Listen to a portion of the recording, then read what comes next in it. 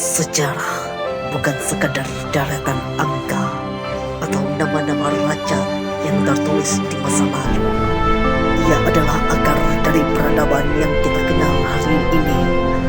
Melalui jatuh bangunnya sebuah dinasti, kita belajar tentang nilai-nilai, budaya, dan kesalahan yang tak boleh diulangi.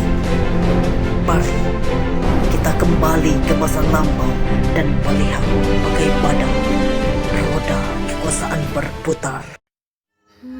Pernahkah kita membayangkan bahwa di benua Afrika pernah berdiri sebuah peradaban Islam yang begitu maju hingga menjadi pusat ilmu dunia selama lebih dari 2 abad? Ya, itulah dinasti Fatimiyah. Sebuah dinasti yang bukan hanya kuat secara politik, tapi juga menjadi simbol kecerdasan, toleransi, dan kemajuan ilmu pengetahuan.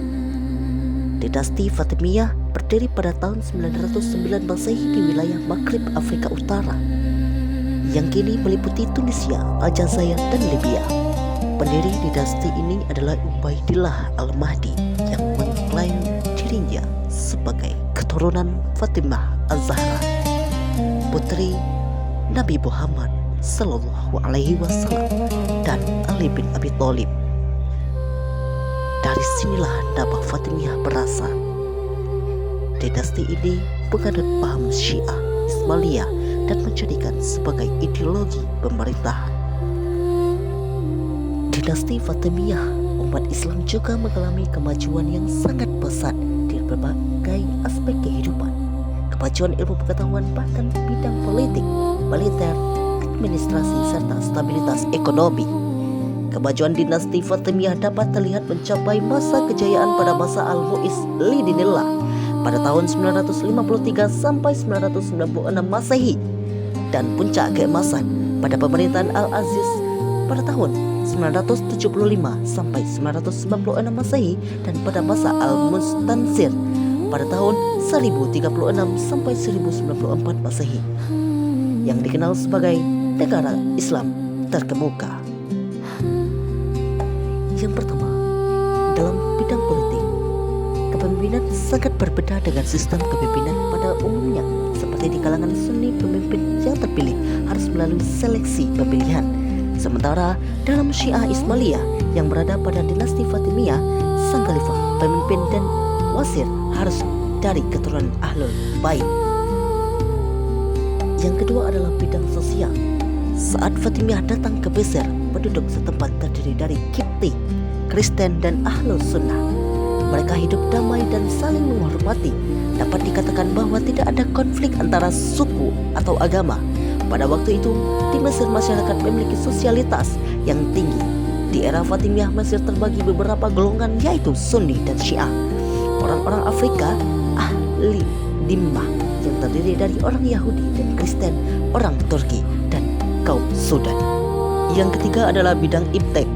Kemajuan keilmuan yang paling fundamental pada masa Fatimiyah adalah keberhasilannya membangun sebuah lembaga keilmuan yang disebut Darul Hikam dan Darul Ilmi, yang dibangun oleh Al-Hakim pada tahun 1005 Masehi.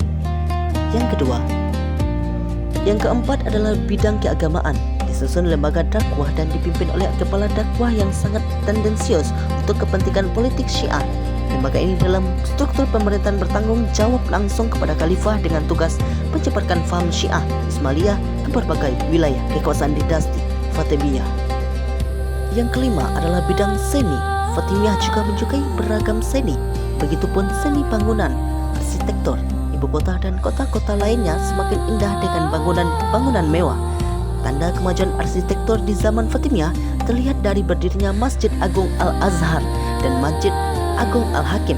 Khalifah juga bekerja sama dengan beberapa arsitek Romawi dalam penyelesaian 3 buah gerbang raksasa di Kairo dan benteng-benteng di daerah perbatasan Bizantin. Semua ini adalah bagian dari peninggalan yang sangat bersejarah di pemerintahan Syiah Mesir. Selanjutnya adalah kemunduran dinasti Fatimiyah. Kemunduran Khalifah Fatimiyah dengan cepat terjadi setelah berakhirnya masa pemerintahan Al-Aziz.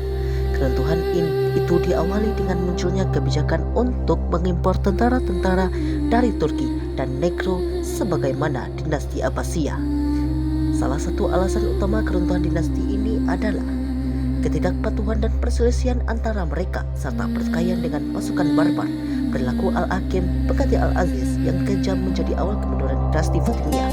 Al-Hakim membunuh beberapa wazir, menghancurkan beberapa gereja, menghancurkan kuburan suci umat Kristen pada tahun 1009 Masehi, menetapkan aturan ketat terhadap non-Islam dengan menjadikan Islam eksklusif dari agama lain seperti pakaian dan identitas agama.